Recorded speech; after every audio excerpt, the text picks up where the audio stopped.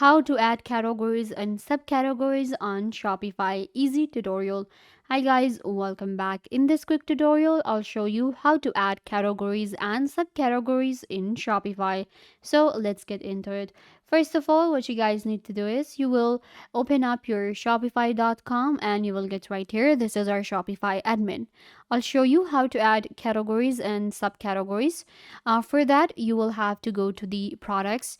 In products, you will find inventory, transfers, and collection. So collection is categories, just another name. So in order to create a new category or a collection on Shopify, you will click on this option. Here we can create a new category or a collection for our products. First of all, give your collection a name. I'm going to go ahead and call it Holidays Special.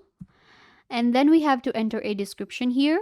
So I'm just going to write products for holidays. Then we have to scroll down. So if it's going to be a manual or automated.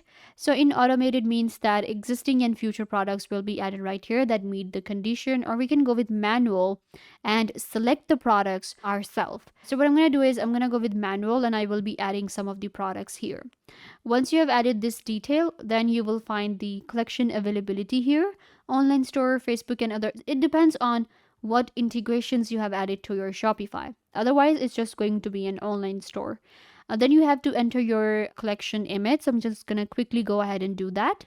All right, so this is going to be my collection image. And then we have our online store. This is going to be added in the default collection. Click on save and your new category will be created.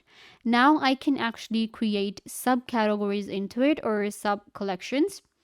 For that, what you can do is you can select this one and you can click on more actions, and then you can see we have delete option, we have edit collection again, availability or type. You can add as many products as you like in your category and it will be created. So we can also have a parent category and then create like subcategories into it really easily.